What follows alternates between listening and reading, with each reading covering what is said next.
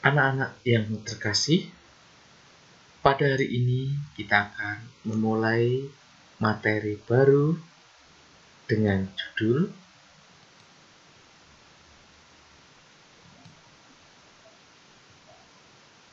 Yesus mewartakan kerajaan Allah melalui tindakan dan mukjizat.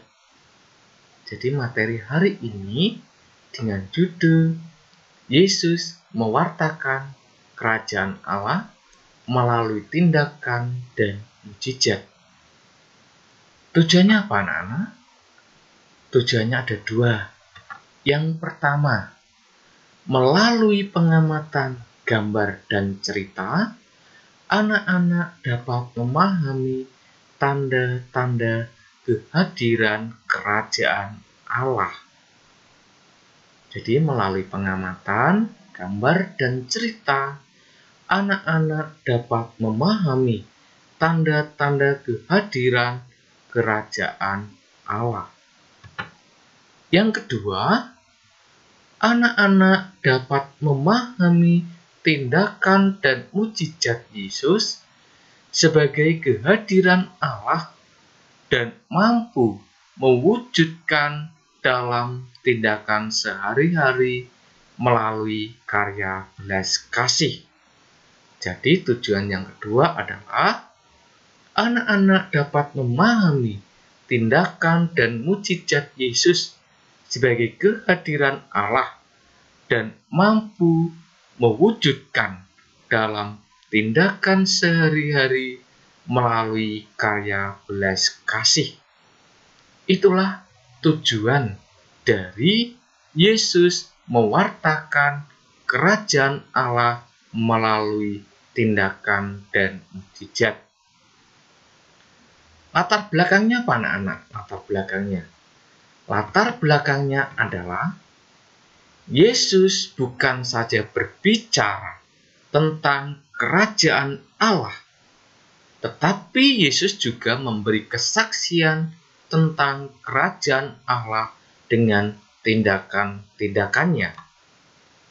Memang ada kesatuan antara sabda dan karyanya. Ia tampil sebagai nabi, tetapi juga sebagai tabib. Unsur hakiki nabi dan tabib masing-masing mewakili unsur perkataan dan perbuatan yang merupakan kesatuan yang tak terpisahkan dalam hidup Yesus. Kesatuan antara sabda dan karya Yesus itu bersifat sedemikian rupa sehingga kebenaran perkataan Yesus itu tampak dalam perbuatannya dan arti perbuatan Yesus diberitahukan dalam perbuatannya. Kata mukjizat hendaknya dipahami sebagai tanda kehadiran kerajaan Allah dalam menolong atau menyelamatkan manusia. Contoh mukjizat yang pertama, Yesus menyembuhkan anak muda di Nain. Yesus meredakan angin ribut. Yesus mengusir roh jahat dan lain sebagainya. Tujuan Yesus mengadakan mukjizat apa? Tujuannya adalah Yesus menghadirkan kerajaan Allah secara nyata dalam kehidupan manusia dengan cara menyembuhkan orang sakit, mengusir setan, mengajarkan kebenaran, menolong orang miskin, mengampuni orang berdosa, mengangkat derajat orang hina, dan bergaul dengan orang berdosa. Inilah latar belakangnya.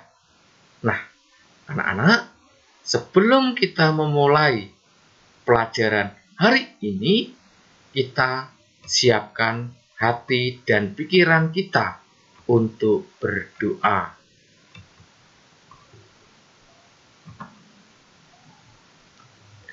Dalam nama Bapa dan Putra dan Roh Kudus. Amin.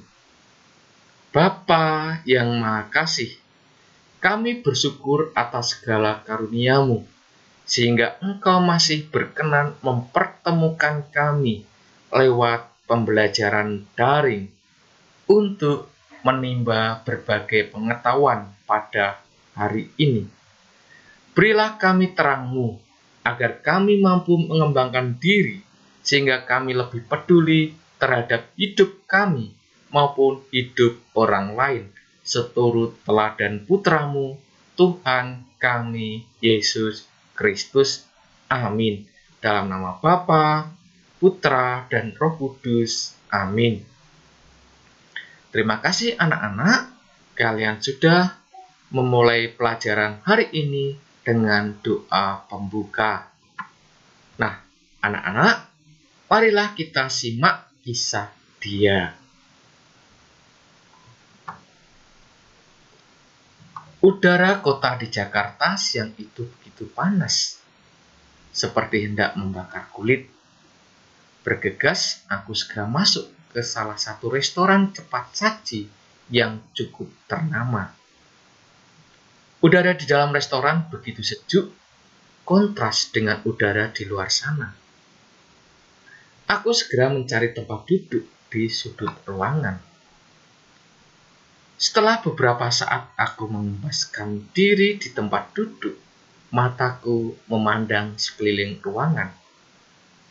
Seperti biasa, restoran ini begitu penuh. Pengunjungnya rata-rata eksekutif muda yang sedang mengisi jam istirahat siang untuk makan sambil bercengkrama dengan teman-temannya. Para pegawai restoran hilir mudik sibuk melayani para pembeli.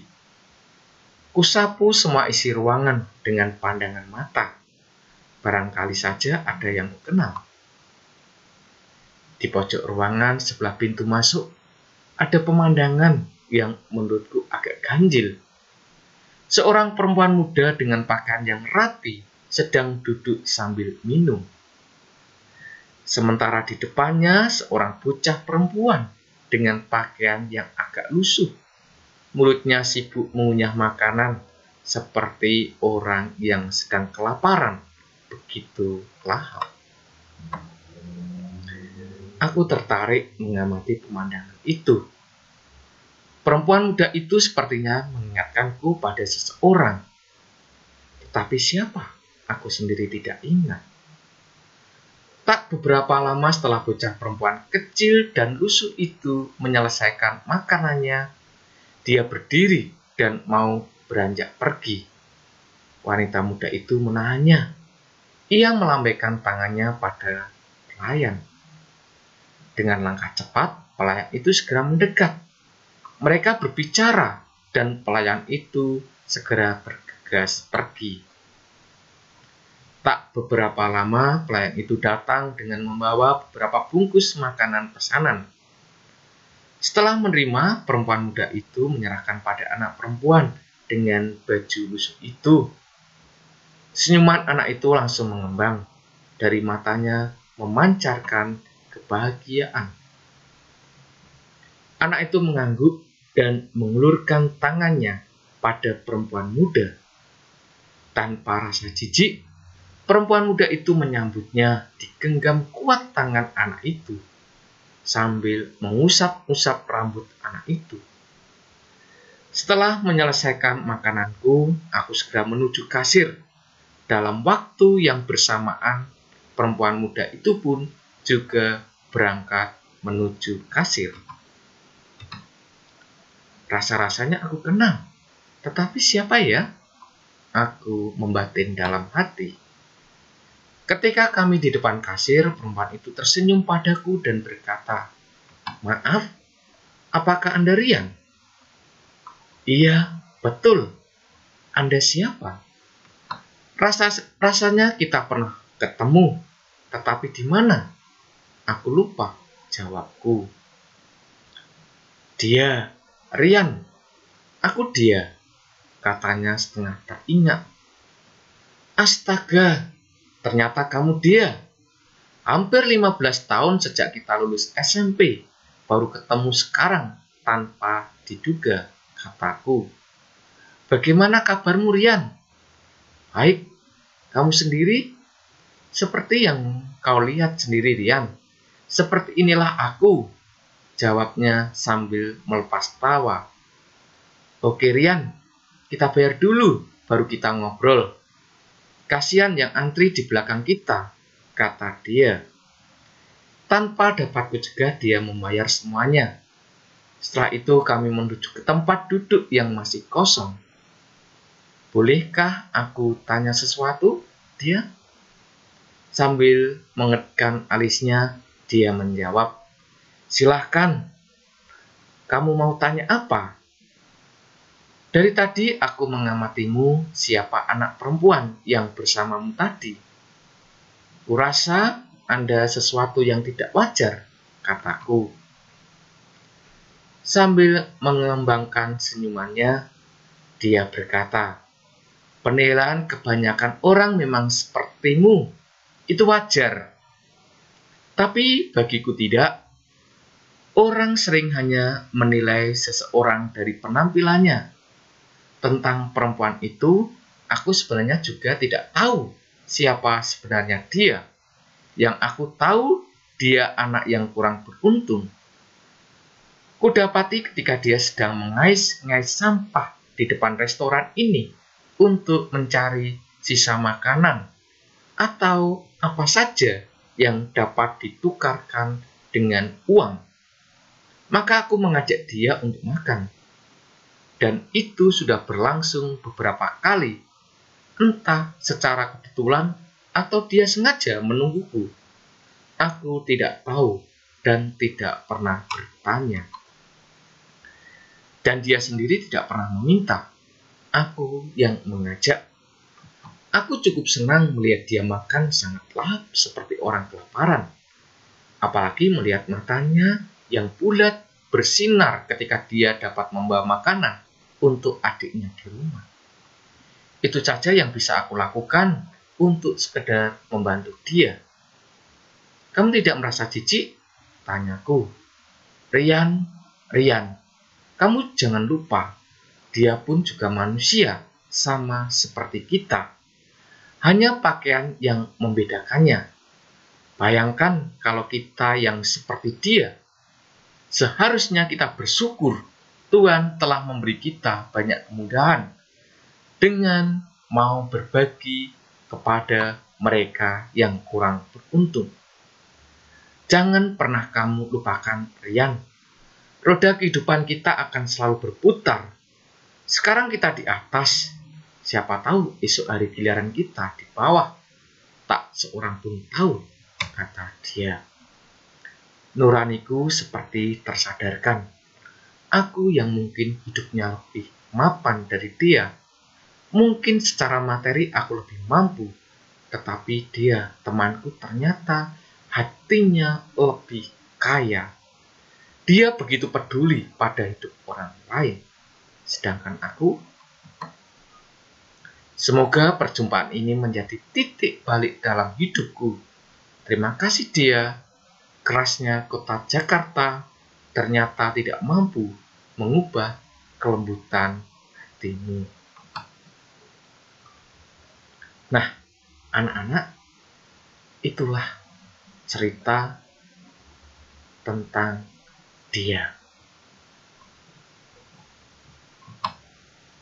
Nah, anak-anak, dari kisah dia ini, apa yang dapat kalian pelajari atau maknai? Begitu luar biasa, bukan? Itulah mujizat Tuhan yang juga bisa kita buat untuk menciptakan kerajaan Allah. Nah, anak-anak, supaya anak-anak dapat memahami cerita kisah tentang dia ini, anak-anak buatlah 5 pertanyaan tanpa jawaban. Ya, buatlah 5 pertanyaan dari cerita dia tanpa jawaban. Tentu pertanyaan tidak sekadar apa, di mana, kapan, tetapi soalnya adalah bagaimana, mengapa, jelaskan.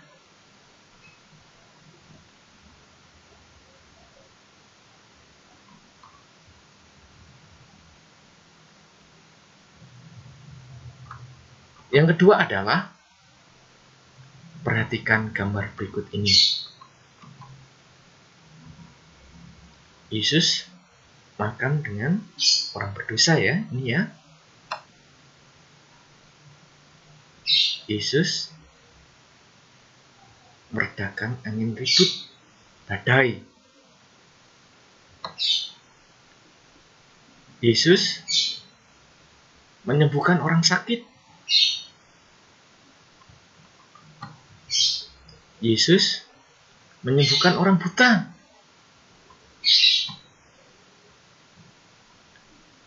Yesus membangkitkan orang mati.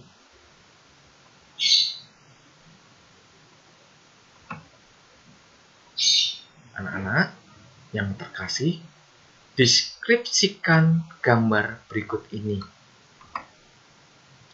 Apa yang hendak ditujukan dari gambar ini? Yang berikutnya, buatlah 5 pertanyaan dari gambar tersebut. Jadi anak-anak nanti membuat 5 pertanyaan dari gambar tersebut tanpa jawaban. Seperti halnya cerita kisah tentang dia. Kirim lewat WA atau Classroom kepada guru kalian. Itulah anak-anak untuk pelajaran hari ini. Maka untuk mengakhiri pelajaran hari ini kita akan berdoa.